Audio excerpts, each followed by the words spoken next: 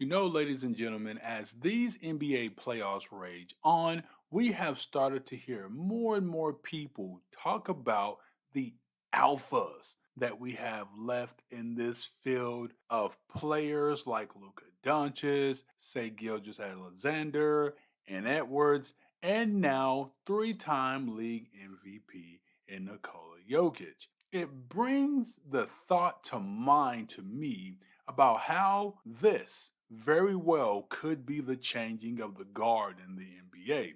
But speaking about guards, the old ones at that, they talk about alphas in the league right now. And the one player that comes to mind that got bounced out of the playoffs in the first round again for the second time in the last 3 seasons is one Kevin Durant.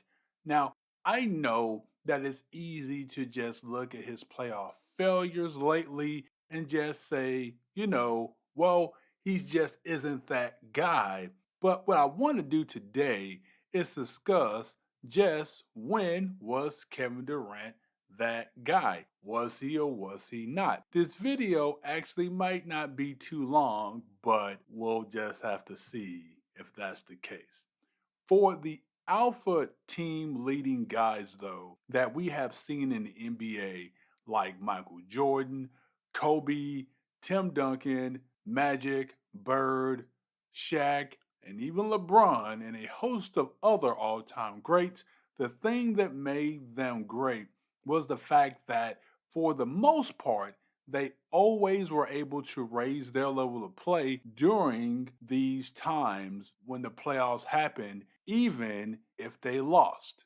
Since that, in my opinion, is a good way to tell just who really had that inner killer in them and who truly was that guy, I'm going to use this criteria to see during Kevin Durant's career when he was that guy and how many years of his career did he fit that mantra. So let's start with the first year that Kevin Durant made the playoffs, and that was in 2009 2010 season, just his third year in the league.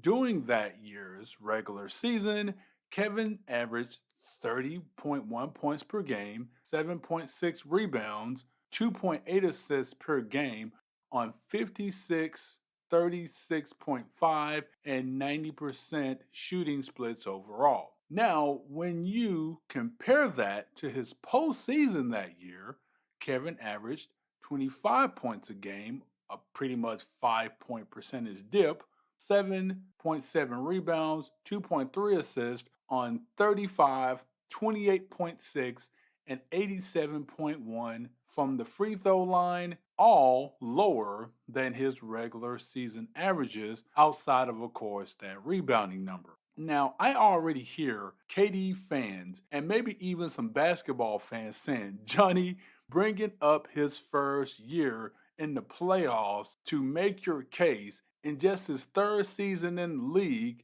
is nasty work. He even won the scoring title that year. And you know what? You probably can also do this with any all time great player. Fair point. So let's do it this way then. Let's take a look at all the years Kevin Durant made the playoffs when his play rose higher than his regular season. Coming up on the screen right about now are years that Kevin Durant played elevated in the playoffs compared to his regular seasons. As you can see, 5 times out of his 13-year playoff career, Kevin was able to do this, and that is with me actually giving him some grace and not holding against him certain metrics. That's only if you look at that 38.5% of his playoff career, he was able to do this, which, in my opinion, is underwhelming. And 2 out of those 5 years actually came in Golden State alongside Steph Curry, Klay Thompson, and Draymond Green. Now, for comparison, I won't be comparing him to all time greats like MJ or Kobe or even LeBron, who played in his era, when it comes to this. I'll actually use a player that he gets compared to or he used to get compared to at least, and one Stephen Wardell Curry.